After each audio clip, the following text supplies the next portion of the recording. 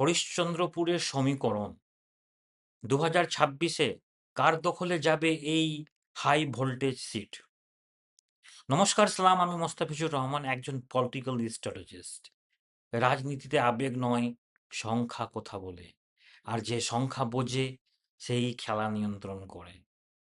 আজ আমরা হরিশ্চন্দ্রপুর বিধানসভা কেন্দ্রের 2016, 2021 ইলেকশন, ভোট সুইং এবং 2024 লোকসভা সেগমেন্ট ডেটা বিশ্লেষণ করব সম্পূর্ণ ডেটা ড্রিভেন অ্যাপ্রোচ নিয়ে। এই ছোট্ট টাইমে আপনি যাবতীয় কিছু জানতে পারবেন হরিশ্চন্দ্রপুর বিধানসভা কেন্দ্র রিলেটেড। ওকে, সংক্ষিপ্ত ইতিহাস থেকে শুরু করা যাক। হরিশ্চন্দ্রপুর মালদার একটি অত্যন্ত গুরুত্বপূর্ণ কেন্দ্র। সহজভাবে বললে এখানকার ফলাফল দেখেই বোঝা যায় পুরো এলাকার রাজনীতির হাওয়া কোন দিকে যাচ্ছে। এক সময় কংগ্রেস এবং লেফট স্ট্রং হোল্ড ছিল, পরে স্ট্রং লোকাল লিডারের ভিত্তিক রাজনীতি হয়েছে সেখানে পরবর্তীতে। আর 2021-এ ম্যাসিভ শিফট হয় টিএমসির দিকে, কিন্তু 2024-এ আবার কংগ্রেসের কামব্যাক। মনে এই সিট পুরোপুরি সুইং জোন মনে হচ্ছে। ওকে, চলুন দেখি 2016 বিধানসভা নির্বাচনে কার কেমন ফল হয়েছিল। ওকে, আমি যদি বলি 2016 বিধানসভাতে কংগ্রেস সেখানে জয়ী হন এবং কংগ্রেস সেখানে 95,075 ভোট পায়, 95,075টা ভোট পায়, 55.39% ভোট শেয়ার নিয়ে। সেকেন্ড থাকে টিএমসি। টিএমসি সেখানে 24.52 ভোট পার্সেন্টেজ শেয়ার নিয়ে সে 42,190 ভোট পায় টিএমসি সেকেন্ড পজিশনে 2016 বিধানসভার ক্ষেত্রে বলছি। এবং বিজেপি সেখানে থার্ড পজিশনে 15.05% ভোট শেয়ার নিয়ে তারা 25,889 ভোট পায়।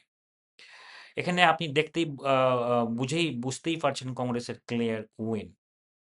আমি যদি 2021 বিধানসভা নির্বাচনের ক্ষেত্রে যদি বলি, কিন্তু 2016 থেকে 2021 টোটালি ডিফারেন্ট সেগমেন্ট দেখা দিচ্ছে। সেখানে 2021-এ টিএমসি সেখানে ম্যাসিভ 60.6% ভোট শেয়ার নিয়ে 1,22,527 ভোট তারা কিন্তু পায় এবং জয়ী হন। বিজেপি সেখানে সেকেন্ড পজিশনে বিজেপি ছিলেন, সেখানে 45,054টা ভোট পায় 22.3% ভোট শেয়ার নিয়ে। এবং কংগ্রেস সেখানে থার্ড পজিশনে থাকে, 2021-এ ছিলেন সেখানে থার্ড পজিশনে 14.5% ভোট শেয়ার নিয়ে, 29,396 ভোট পার্সেন্ট নিয়ে। ওকে, দেখা যাক ভোট সুইং ফ্যাক্টর 2016 2021-এ কেমন কি ছিল। আপনারা অবশ্যই আশা করছি আমার এই নাম্বার দেখেই বুঝতে পেরে হবেন। টিএমসি যেখানে 2016-তে 24.52%, মানে আপনার যেখানে ছিল মাত্র 24.52%, সেখানে 60.6% 2021-এ প্লাস 36% ম্যাসিভ গ্রোথে তারা কিন্তু উইনিং হয় 2016 থেকে 2021-এ। যদি কংগ্রেসের ক্ষেত্রে যদি বলি, যেখানে কংগ্রেস 2016-তে 55.39% ভোট শেয়ার ছিল, সেখানে কংগ্রেস ডাউনফল হয় -40%, কলাপস হয়ে সেখানে মাত্র দাঁড়ায় 14.5%, 14.5% শেষে দাঁড়ায়। এবং বিজেপির কথা যদি বলি, 2016-তে 15.05% থেকে 7% ইনক্রিজ হয়ে সেটা হয় 22.3% ভোট কিন্তু ইনক্রিজ পায়।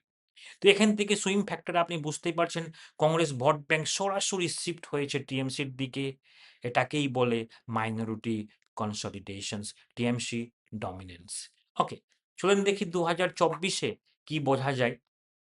2024 লোকসভা সেগমেন্টের কথা যদি বলি, আবার কিন্তু কংগ্রেস সেখানে লিড করে 2024 সেগমেন্টে। হরিশ্চন্দ্রপুরে 74,109 ভোট, 32.8% ভোট শেয়ার নিয়ে কংগ্রেস। এবং টিএমসি সেখানে দ্বিতীয় পজিশনে ছিলেন 69,766 ভোট নিয়ে, 30.9% ভোট শেয়ার নিয়ে। ওকে, আমি কিন্তু এটা লোকসভা সেগমেন্টের কথা বলছি।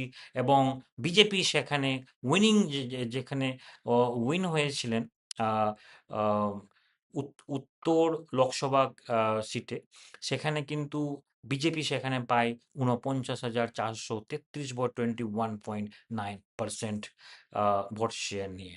আমি যদি এখানে যদি বলে 2021 এবং 2024-এর সুইং রিয়ালিটি যদি বলি, 2021 বিধানসভা থেকে লোকসভার কেমন কি সুইং ফ্যাক্টর আছে, 2021-এ যেখানে টিএমসি ছিল ডমিনেন্স 60+, 60, 2021-এ 60% সুইং ফ্যাক্টর ছিল 2016 থেকে, কিন্তু 2024-এ সেখানে কংগ্রেস ন্যারো লিড পায়।